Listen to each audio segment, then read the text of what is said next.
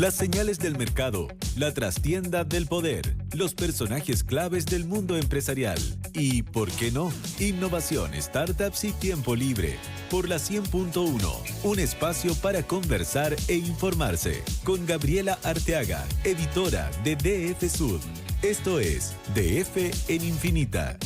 Gabriela Arteaga, ¿cómo estás? Muy buenas tardes. Muy buenas tardes, Matías. ¿Bien y tú? Súper bien. Hola. Aquí estamos poniendo la atención en Estados Unidos a propósito de que coincidió discusión de presupuesto en Chile, discusión de presupuesto en el país norteamericano, pero lo dijimos al principio del programa, los estadounidenses son bastante más dramáticos para su discusión de presupuesto. Y más si estamos bajo la administración de Donald Trump, ¿no? Hasta el punto en que, claro, nosotros se nos viene una discusión de presupuesto que en el Congreso van a haber enfrentamientos, declaraciones grandilocuentes, pero al final el presupuesto se termina aprobando igual, y es porque los mecanismos apuntan a que efectivamente se aprueba. El escenario contrario, la verdad, no le conviene a nadie, entonces como se termina aprobando. En Estados Unidos, insisto, es un país tan dramático que decidieron, si no se aprueba el presupuesto, obligamos a una crisis de tal forma que no les quedó otra que sentar a conversar. Así es. Y bueno, saludos también para Paola, por supuesto, que está ahí Hola.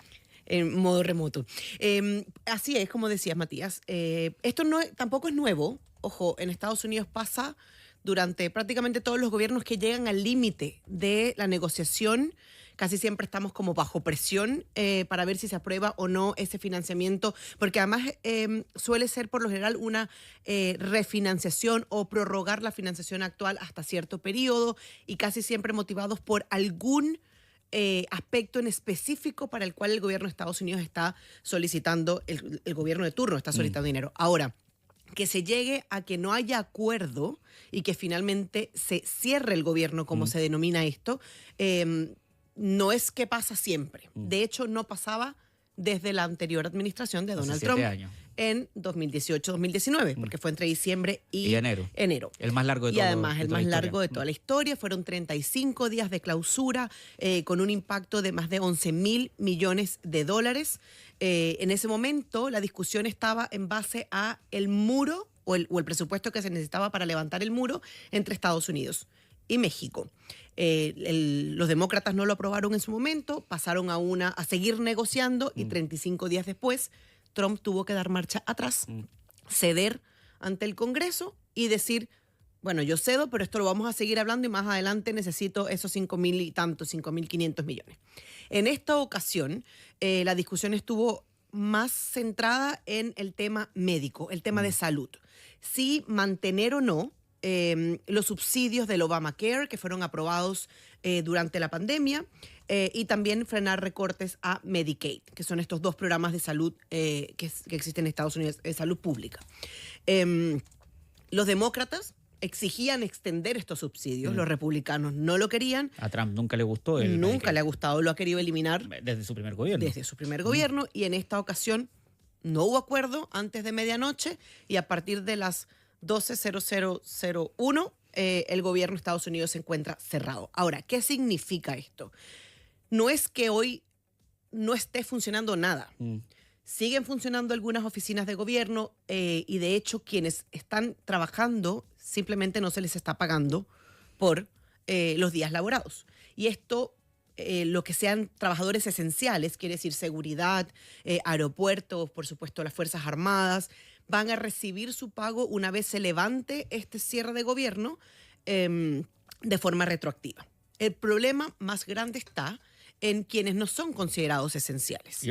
Y ellos, se dice que son alrededor de 750.000 empleados federales por día. Increíble. Que pudieran ser o que están pasando a una especie como de licencia sin remuneración. Quizá era, ¿cómo se llamaba acá en la pandemia? ¿Te acuerdas cuando hubo una suerte de el sistema de protección al empleo, que claro, se suspendía de cierta forma el trabajo de una persona para no despedirlo, claro, pero igual que, claro, quedaban, lo cual eventualmente terminó salvando harto trabajo, pero durante el tiempo que dura es un limbo bien duro. Bien duro. Y ahí es donde está la discusión. ¿Cuánto va a durar esto? Pero lo que hay detrás y lo que los analistas están diciendo es que si bien el impacto como total del cierre puede no ser demasiado grande, porque en su momento en el 2019 fue alrededor de 0,2% del PIB anual.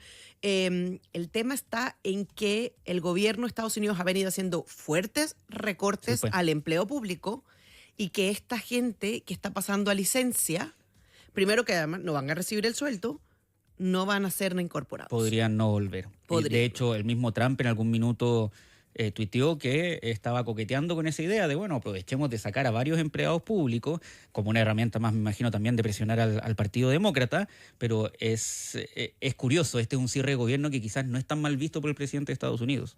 No, para nada. Para él es precisamente como lo que necesita para llevar a cabo su plan de gobierno. ¿Cuánto va a durar esto? Nadie lo sabe, están en esas negociaciones. Ambos han dicho, ambas partes del acontecer político, tanto los demócratas como los republicanos, han dicho hoy que no hay absolutamente nada que negociar, así que esto pudiera prolongarse. Y hay una cuña bien específica del vicepresidente J.D. Vance, que dijo, si esto se prolonga unos días más, Dios no lo quiera, o unas semanas más, vamos a tener que despedir gente. Y esto precisamente es como el centro de toda la discusión respecto de lo que está ocurriendo actualmente en Estados Unidos. Ahora, yo les hacía un poco la comparación con el cierre anterior, el de 2018-2019. Si bien el impacto, como dije hace un ratito, no fue tan grande con respecto a la economía, el contexto actual es bien distinto y es mucho más delicado. Porque además, en materia económica, se van a estar retrasando la publicación de datos económicos que son bien importantes para la toma de decisiones a nivel de gobierno, a nivel de Estado. Y entre esto están las cifras de empleo, pero también algo muy clave para la economía estadounidense que tiene que ver con el tema de la inflación. Y va a presionar mucho más a la Reserva Federal, que digamos ya que está bien marcada por presiones por parte de Donald Trump, si subir o no bajar las tasas. Como les digo, un escenario ya bien incierto, bien golpeado a nivel global por la economía, tema arancelario, que por cierto, curioso, el gobierno decidió que va a seguir cobrando los aranceles, aun cuando las oficinas no estén funcionando. Pues eso tampoco lo van a dejar de lado. Y hay muchas cosas que pueden venir que pueden pasar hacia adelante. ¿Cuál pudiera ser el impacto? Desaceleración del crecimiento, una mayor deuda de Estados Unidos, mayor déficit presupuestario, que además ya está al alza y es uno de los más altos en los últimos 20 años, shock geopolítico y, como les decía, tasas de interés en niveles históricamente altos.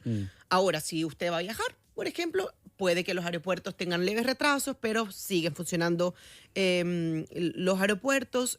Hay servicios de asistencia alimentaria, educación preescolar. Eso sí va a estar un poco más afectado durante estos días. Por el momento, el gran ganador de todo esto en materia financiera es el dólar. Claro. Que ha ido al alza, o que ha seguido al alza. ¿Por qué? Porque es un refugio ante una caída del dólar y además lo que pudiera venir con el tema de las tasas de interés más altas. Acá en Chile también bajó el dólar, las bolsas operaron un poco más mixtas, una jornada que estuvo marcada por esto, pero que no fue lo único, así que por el momento el impacto más general y global lo vamos a estar viendo con respecto a qué pasa en los próximos días. No sé si tú te acuerdas, Paola, de qué fue lo que forzó la negociación en el año 2019, los primeros días de enero de 2019, para que se terminara ese cierre del gobierno. Y no fue que un partido logró hacerle jaque mate al otro con parte de la negociación. ¿Qué nacionales? ¿Qué fue? Fueron los controladores aéreos. Exacto. Los controladores aéreos que en medio de esta situación hubo 10 controladores aéreos que llamaron para avisar que estaban enfermos un día. Eso dejó sin suficientes controladores al aeropuerto de La Guardia en Nueva York y quedó la embarrada, pero la absoluta embarrada, de tal forma que eso obligó durante las próximas horas, a los republicanos y a los demócratas, sentémonos porque no solo está quedando la embarrada, sino que esto nos lo van a echar la culpa a nosotros. Por supuesto. ¿No? Las figuras Pues políticas peligroso, pasan. claro. Y ese es el sistema del cierre del gobierno, lo que busca un poquito es eso, es darle la presión a la clase política de esto eventualmente se los van a cobrar. No solo dejas a trabajadores, porque ya uno podrá decir, y no me importan tanto los trabajadores federales. Sí, pero es la población que se ve afectado por la falta de trabajadores federales, Exacto. los que eventualmente te pueden terminar afectando fuertemente. Recordemos que hay elecciones de medio mandato en Estados Unidos el próximo Exactamente. año, ¿no? Entonces, Maña. este tipo, claro, se juega un poquito con quién tiene más que ganar, y en este caso el presidente pareciera no estar muy molesto con el cierre del gobierno, pero esto eventualmente puede ser un golpe si es que durante las próximas días, semanas, si es que esto se extiende más, empieza a bajar la popularidad de Donald Trump o aparece que la gente está particularmente molesta con la falta de algún servicio en específico, y ojo también con que los servicios que tienen que seguir trabajando, es decir, no te mandan al limbo, no te mandan a la casa, pero sin sueldo. Sí, totalmente, exactamente. Y entre esos, funcionarios de las Fuerzas Armadas. O sea, una línea de flotación del discurso de Donald Trump, la seguridad, el orden, el presidente de la guerra, el ministerio de la guerra que tiene controlado todas esas cosas, no pagándole oficiales de las Fuerzas Armadas, ¿no? Claro, quizás pudiéramos decir que ellos pueden aguantar un poco más porque tienen la seguridad de que una vez esto termine, reciben su sueldo porque son considerados esenciales, con retroactivo. Con retroactivo, claro. Pasarás momentos difíciles, sí. Te lo retienen, pero no te lo quitan. Claro, pero el tema está con los que no son considerados esenciales y que no reciben. No, ese mes lo pierdes. Lo pierdes además de cómo termina el cuestión y como ya, bueno, puedo volver a trabajar, pero perdiste un mes de sueldo. Y puedo volver a trabajar o puedo no volver. ¿Y qué va a pasar con esa cantidad de personas? Se van a sumar A la cifra de desempleo. a la cifra de desempleo.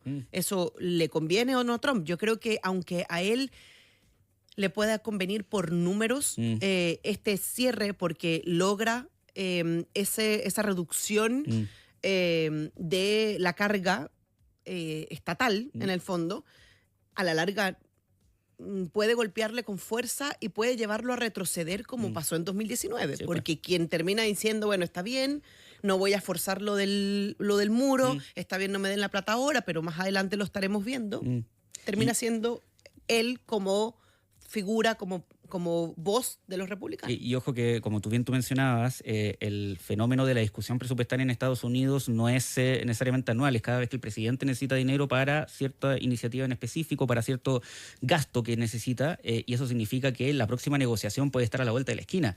Esa vez cuando se logró reabrir el gobierno, a mediados de febrero hubo una nueva negociación de presupuesto. O sea, no es como ya, y hasta el próximo año estamos listos, no. Puede venir de nuevo una necesidad de pasar por el Congreso para aprobar un presupuesto y eso es la amenaza de un nuevo cierre del gobierno. Uno quiere creer que después de pasar por esta experiencia, que no es particularmente feliz para nadie, las siguientes negociaciones son más fáciles, ¿no? Pero puede tocarle de nuevo. Estamos en una administración particularmente polarizada, como bien tú dices. Las dos fuerzas políticas dicen no tenemos nada que conversar. Y además las dos cámaras están controladas por los demócratas. Están controladas por los demócratas. Los republicanos necesitan que en el Senado se den vueltas 7 demócratas para pasar la presupuesto como ellos lo quieren. Ya son 6, porque tienen 55-45. O sea, ya son 5, porque necesitas 5 más. Exacto. Para tener los 60. Ya son 5. Y demócratas, al contrario, si quisieran mantener su propuesta de presupuesto, tendrían que esperar que 13 republicanos se den vuelta. No es fácil, porque además en esta discusión no se dio vuelta ninguno.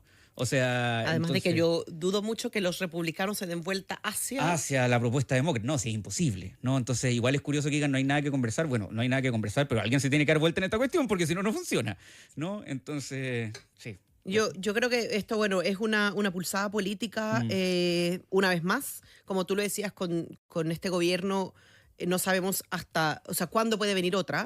Y por eso llama la atención que nunca son en fechas específicas, porque nosotros podríamos decir, bueno, acá en Chile es en este momento. En noviembre y todo eso. Pero allá puede ser ahora octubre, la vez anterior fue en diciembre. Claro, puede ser a mediados del próximo año o en marzo también. O sea, se enfrentan a esta situación varias veces y, insisto, no es menor, elecciones de medio mandato el próximo año, que es, al igual que como pasa en Argentina, una suerte de plebiscito al presidente. Entonces, si es que esto de alguna forma termina afectando el ánimo poblacional en algún aspecto en específico, no les va a importar si es que fueron los demócratas o los republicanos, les va a importar el presidente de turno que haya estado cuando empezaron a afectarse los servicios que a ellos les hacen la vida más fácil. Ahora, lo que sí me costó en este reporteo del tema, entender un poco qué se viene, porque cuando tú tienes instituciones relativamente cerradas, sabemos que el Congreso no va a estar cerrado y que van a estar las discusiones, pero qué se viene hacia adelante, no había prácticamente ningún medio, ninguna analista que pudiera darnos precisión de qué se viene. Simplemente es dejarlo como la duda está en cuánto tiempo va a demorar esto, cuál va a ser el impacto específicamente en el calendario de la publicación de datos para poder mover las agujas respecto de decisiones de la Fed, por ejemplo, del Banco Central de Estados Unidos, y cómo se vayan comportando los mercados que hasta el momento han hecho un poco como el caso más o menos omiso a lo que fue este primer día. Hay que ir viendo a medida que avancen los días y crezca la presión, si esto se va a ver un poco más reflejado en bolsa, en activos. Tampoco sé cuántas son las votaciones que se hacen al día a propósito de esto, porque hoy día sé que se votó 2 veces. 2 veces. Y en las 2 se mantuvo el resultado del día de ayer, es decir, no se avanzó nada. No, tampoco te podría decir exactamente, Claro, que probablemente sean 2 por día, ¿no? Es lo lógico, claro, pero me imagino si en algún día habrá como el cónclave papal, ¿no? Cuando ya empezaste a empatar demasiadas veces, como ya nos retiramos, hablamos y volvemos. Pero 2 en la mañana, 2 en la tarde. Claro, te mentiría si dijera que tengo claro cuál es el cronograma de lo que se viene. Así es. Así que por el momento estamos en esa, estamos a la espera de cómo se van a ir comportando. Yo creo que esto no lo vamos a ver resuelto muy pronto, o sea, digo muy pronto, entre hoy y mañana, probablemente la semana que viene, no sé, porque yo creo que queda mucho tiempo por negociar y sabemos que ambos lados del espectro político en Estados Unidos son bien firmes en sus posiciones, tienen mucho que ganar y mucho que perder. Si los demócratas logran que los republicanos se den vuelta y esto baje, es un triunfo seguro en las elecciones de mitad de término. Sí, sin duda. Si por el lado contrario Trump necesita ganar esas elecciones y necesita quedar muy bien en este sentido para asegurarse también triunfo en esas elecciones de mitad de término y quién sabe más adelante. Entonces, ahora entiendo, el viernes van a retomar las conversas. Ya, o sea, no es fijo. El viernes, porque van a hacer pausa el jueves por Yom Kippur. Yom Kippur, toda la razón, pues Yom Kippur. Ya, sí. Claro, entonces van a volver los legisladores el viernes y sábado para votar. Bueno, salvo que llegue antes el acuerdo, pero sí van a hacer una pausa el jueves porque para que los miembros judíos puedan conmemorar este importante día que es Yom Kippur. Ya, buen dato el de la Paola. Ahora, a mí hay solo una pregunta que me tiene, que me quita el sueño. ¿Cómo afecta esto a Matías? Pero... bueno, depende, si tienes el día del perdón. Yo creo que a ti te puede afectar mucho que no te perdonen todas tus culpas. Pero eso es una discusión para otro momento. Tienes toda la razón. Gabriela Arteaga, muchas gracias por habernos acompañado. Igual a ti, Matías. Paola, muchas gracias. Que estén bien. Son las 7:30. Esto fue DF en Infinita con Gabriela Arteaga, editora de DF Sud. Un espacio para conversar e informarse por la 100.1.